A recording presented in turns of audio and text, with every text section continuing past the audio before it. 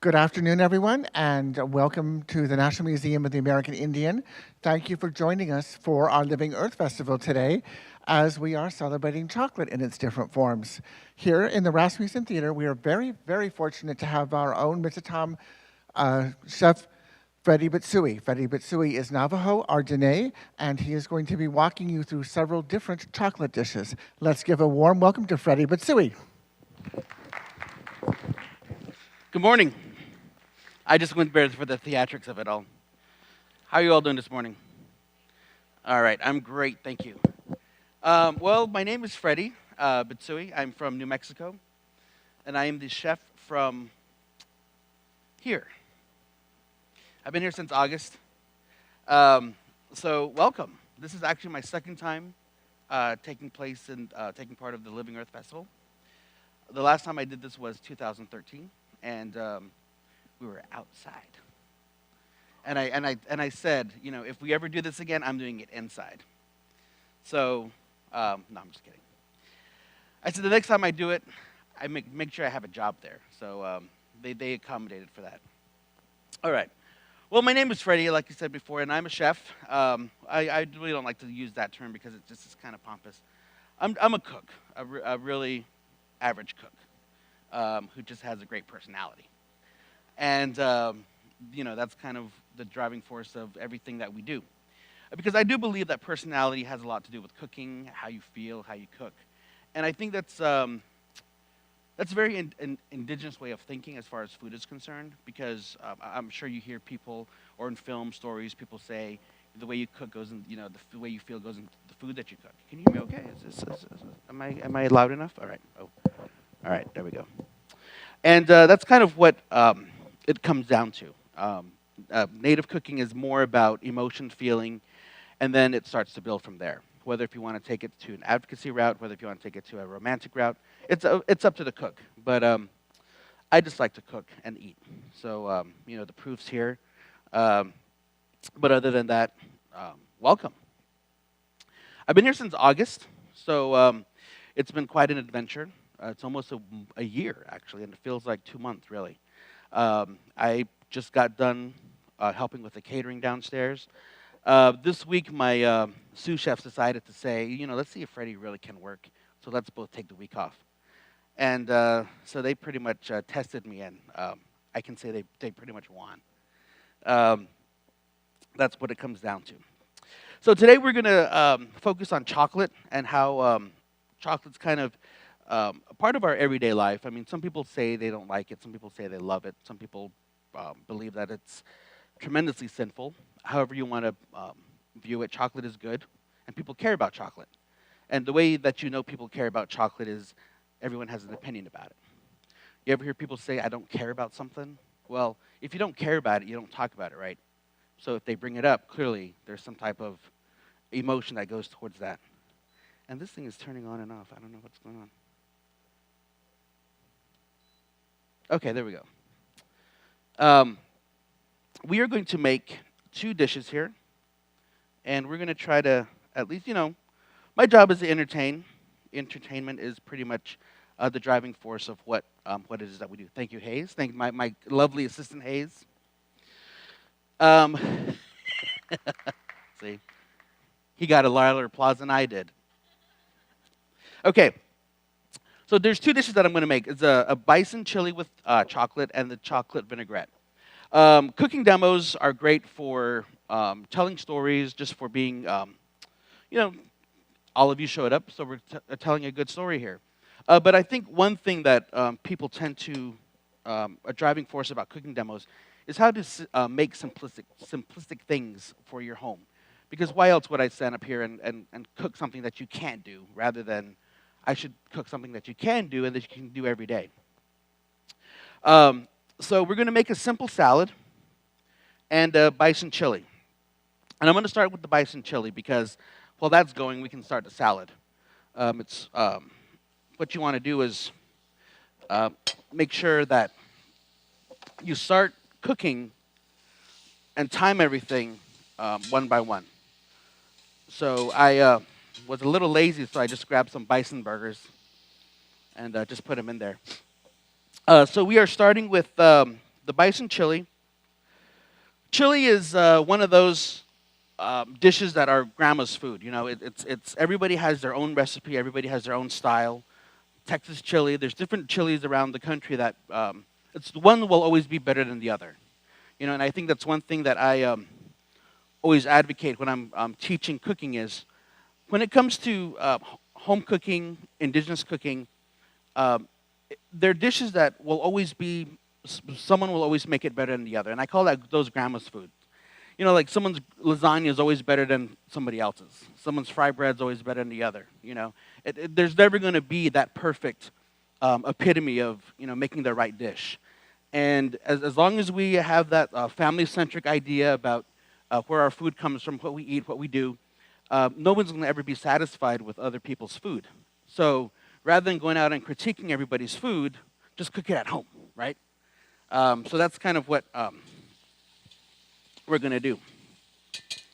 I'm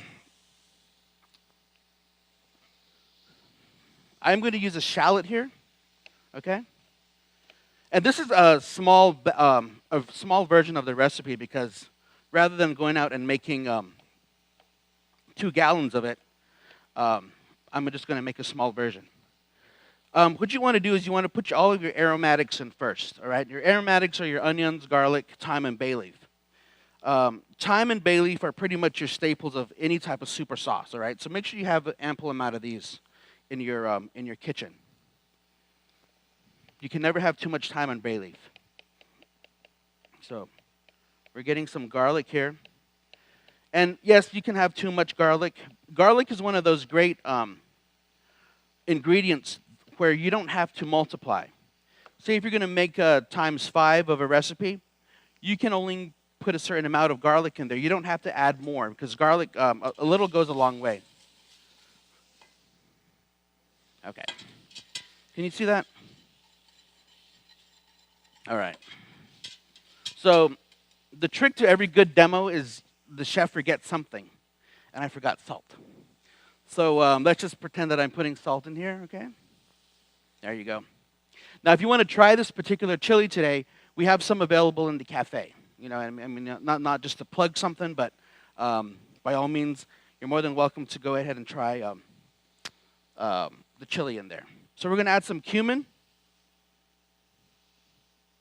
some paprika, and some coriander, all right? This is smoked paprika, all right? Now, when I was young and my mother used to cook for me, she always used to tell me about spices. I'd say, Mom, how much spice do you put in your food? And she goes, well, if you use your fingers will tell you how much you want, how much you need, right? So your body will always tell you what it is that it wants. And I'm a big believer in that because if you use measuring spoons and measuring cups most of the time, it just doesn't, for me, it just doesn't work. There's not a connection to the food, you know. That's what I really enjoy about it. Okay, so we're going to have we're smoking the spices in here now. But the one thing that I think generally, when it comes to cooking is like soups and stews, is tomato is the most important ingredient. You have tomato paste and diced tomatoes. Now, when people go to the cafe and they ask, is there flour in your stews? Is there flour in your soups? I generally say no, because there's not.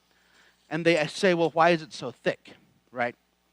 And I say, well, because when it comes to traditional native cooking, the natives of this particular part of the world discovered a chemical in our products, in the seeds of tomatoes and chilies, and it's called lecithin. And lecithin is a natural thickener.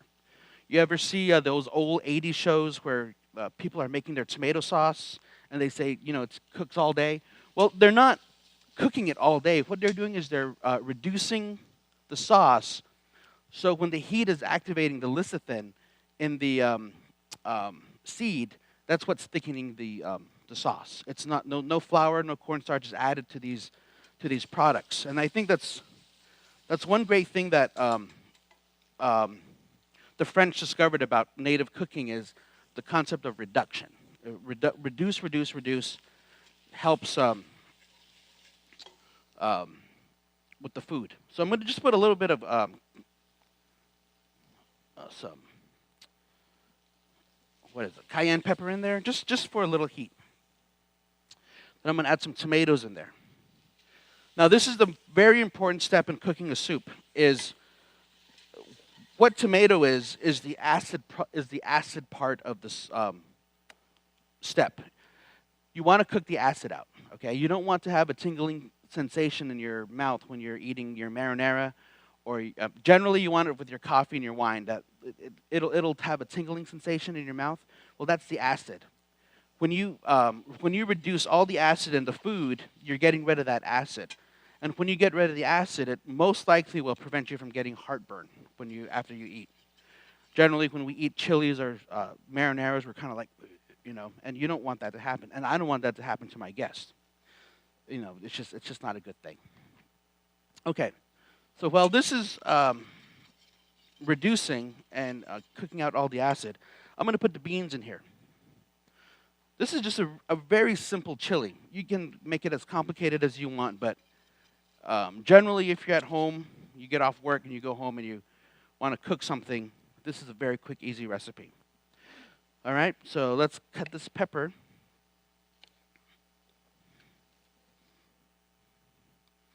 They gave me a pretty trash basket. So, all right. So you can just do a rough chop of the peppers. Doesn't necessarily have to be pretty, because we're going for that rustic look, okay?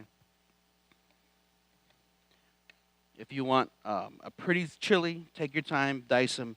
But I do believe that appearance, aroma has everything to do with the food that you cook. You don't, it's always nice to get something that's very rustic.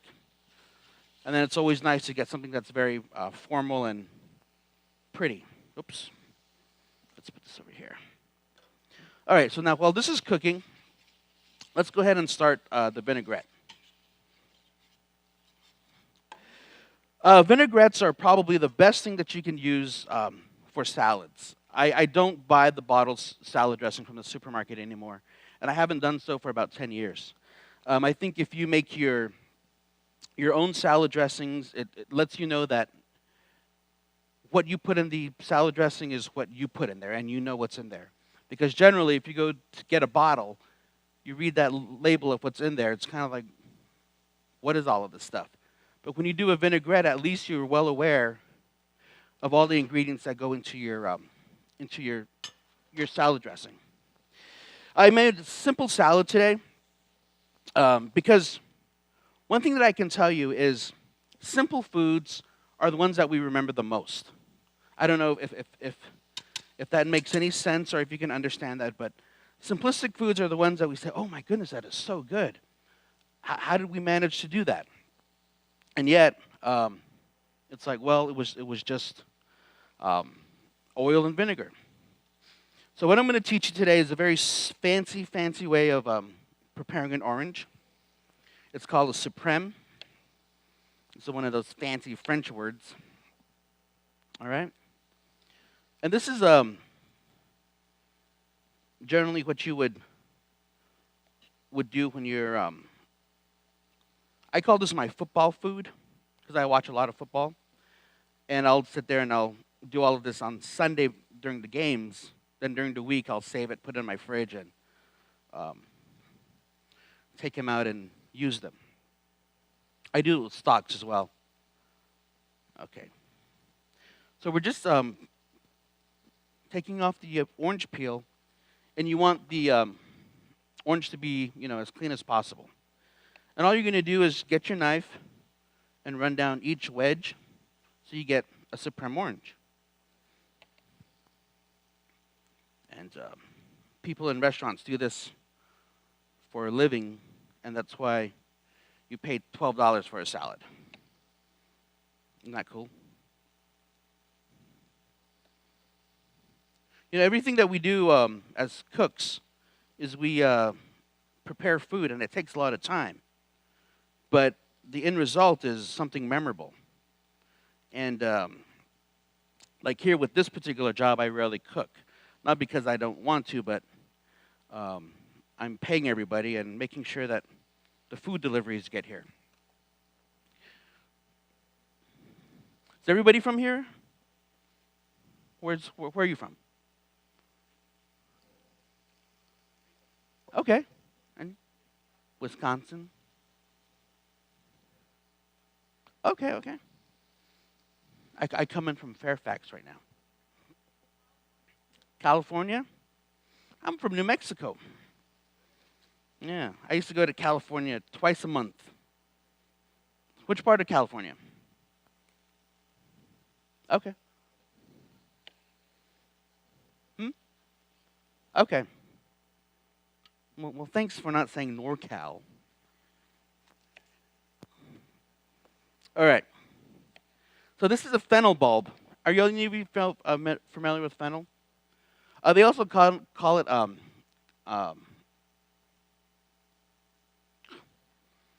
anise. It has a licorice flavor. It's a very peculiar root vegetable, but I love it so much because it has this freshness. And I can't stand licorice, but for some reason I like fennel. It has a very licorice aroma to it. If you have a mandolin at home, you know, the fancy thing that you slide back and forth, by all means use that. Otherwise, again, if you have nothing to do, watch TV and slice fennel. All right?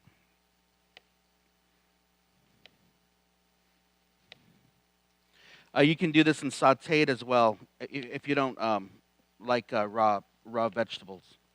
But generally, I eat everything raw, like raw Brussels sprouts. My staff usually looks at me and says, ugh. But the reason why I do it is because when the shipment comes in, you know, I'll pick it up and eat it. Not because I'm hungry, but you just taste what you're getting. So otherwise, if one is bad, most likely more are bad. And you don't want that. All right. All right, this is coming along very well. But if you need to, go ahead and add some water, all right? There's nothing wrong with adding water to your soups. What happens is generally things will start to caramelize. This particular process, there's cooking and then caramelization and then burning, okay? So when it's caramelizing, and it starts to burn, just add some water in there because that's a technique called deglazing and then reducing. It's fine. There's nothing wrong with it. It's better to do that than to just watch and let it burn. Or generally, what happens is if something's burning, we tend to look around, but the pot is burning. We're saying, what can we do to take it off? Just remove the pot, and then it's not cooking anymore. So that's a very simple tip. A French cook actually taught me that. Because I was like that at the beginning, something's burning, I'm watching it burn, but he's like, take it off the flame, and I was like, oh, that's right. Okay, so this is coming along very well, and it smells good. Generally, the notion is, if it smells good and looks good, most likely it'll taste good, okay? If it smells good and looks bad, most likely it'll taste good. If it smells good, smells bad, most likely it'll taste bad. Those are the wisest words I've ever heard, so words that I live by. Okay. So generally, when people do chocolate demos, it's common to do it as something sweet, but I like to do them as savory dishes because it's a new way of tasting the food. It's a new way of experiencing the ingredient, because that's all we thrive for as a civilization is we just want to experience different things. And as much as people tend to say, well, that's not for me, most likely they will experience new things. And experiencing new things is pretty much what we live for. And we're more romantic than we think. Okay, so we have some spinach greens here. You just want to put in a bowl. Now, when you're into Target or you're in a different store and you see these bowls, you actually do use them. So pick some bowls up. They're handy to have in your kitchen. So I know a few people who tend to not have any mixing bowls. All right, so we have the fennel and the orange in here.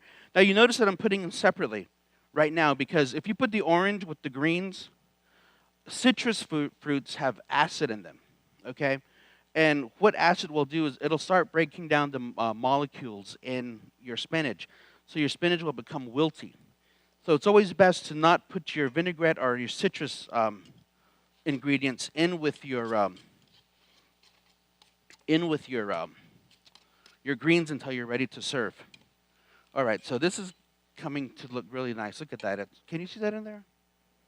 I'm looking at the food, not myself, but so okay. Okay, so now what you want to do is just cover the product, okay? When you read recipes, like you get recipes, there'll always be an amount of stock, on the recipe.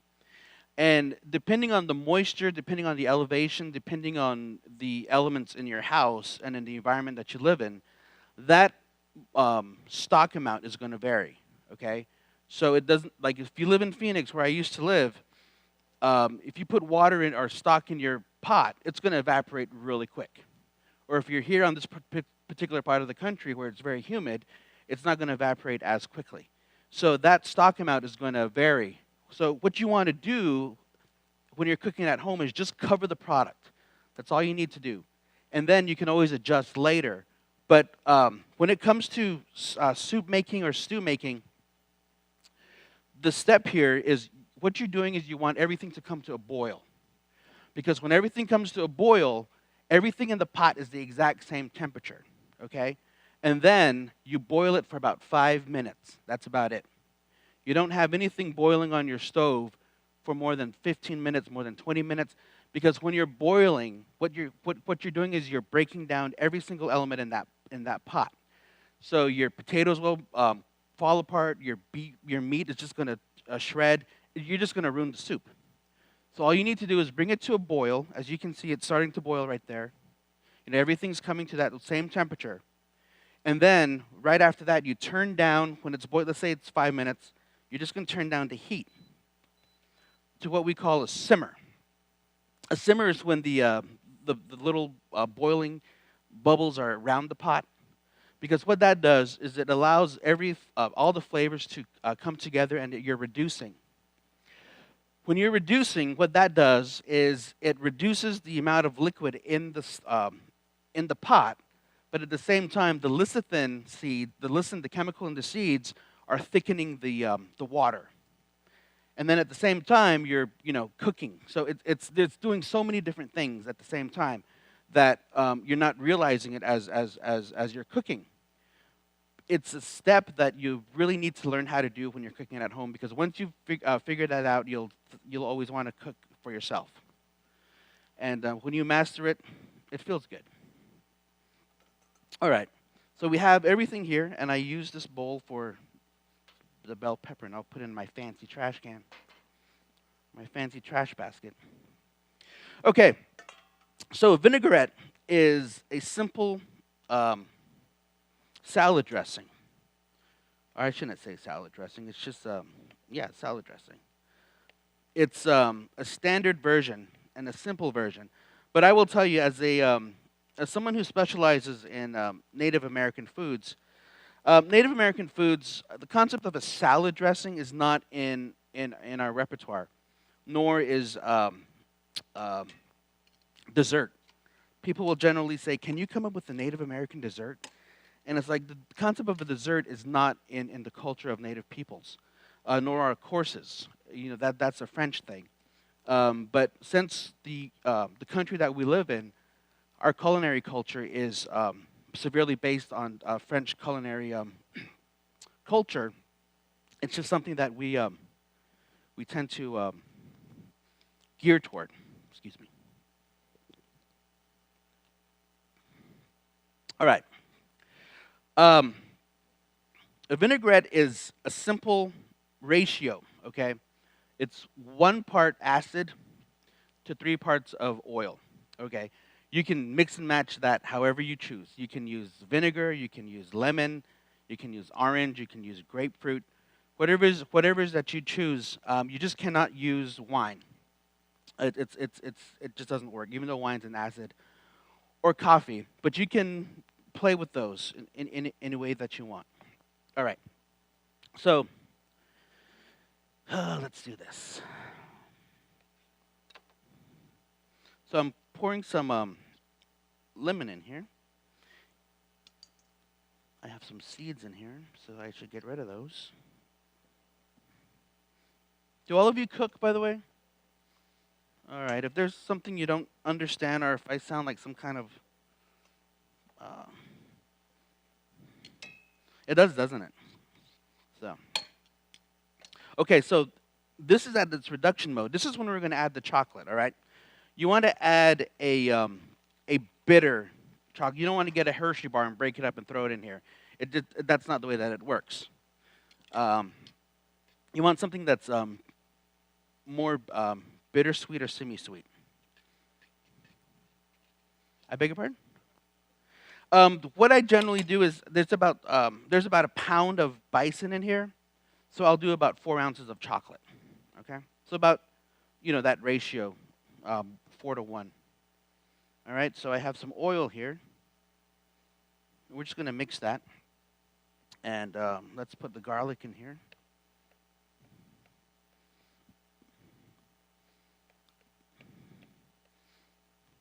The knife of a professional. Okay. Okay, so imagine my imaginary salt here, and a shallot. Now, I prefer shallots over onions, but if you don't have a product, by all means, substitute it. Make it your own. People will, when I first started cooking, I used to look at the recipe card, and I would look for that. And if I don't have it, I wouldn't cook it. And then you get older and realize you can substitute an onion if it asks for shallots, or you can just play with it, because these really are what you'll end up making all the time.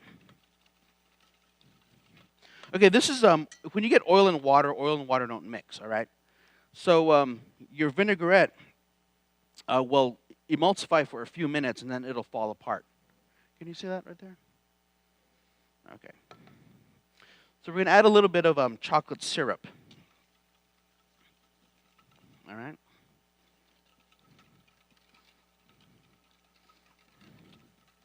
I call it creaming it out. It's kind of like creaming coffee. So I probably put like about 2 tablespoons in there. Okay. So that's done here. So you have all your ingredients that are separate, right? You have your oranges here, your fennel here. And then you're just going to put, combine everything. All right? And one technique about salad making is you should not have a pool of dressing at the bottom of your bowl. All right? Your salad should not be swimming. Let me use my hands here. Your salad should not be swimming in dressing. All you pretty much want to do is coat every leaf, and that's about it. So, okay. No, I used the lemon juice. The lemon juice. Yeah, that was the acid that was used. All right. So we have the salad here, and we're going to garnish with some roasted pine nuts. Okay. And just a little bit of cheese. Now, the reason why you put cheese in salads is because there's a fat aspect that we like as humans. I'm not talking about the bad fat, but when it comes to professional cooking, we refer to oils, cheese, butter as the fat part of the ingredient, because it allows your mouth to enjoy the salad a little more. If you don't like the cheese, you don't have to put it on there, but that's pretty much what it comes down to. All right. So now we have the chili's done, the salad's done, and I forgot a bowl, so I'm going to use the same bowl as I got the beans in. And remember to always remove the bay leaf, because contrary to popular belief, the bay leaf is actually considered a poison if consumed. All right. So there you have it. You have a um, spinach salad with orange and fennel with the chocolate vinaigrette, and you have a chili with chocolate. All right. Any questions? All right.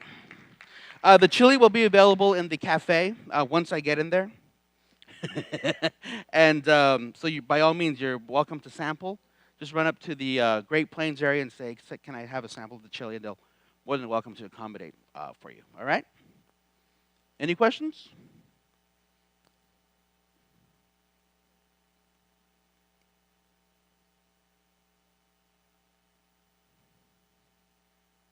Oh, I use basic baking chocolate that you get from the from my purveyors. So there's, huh? That we can get that if you want, but you can choose. It's all up to you. So yeah. All right. Oh, thank you.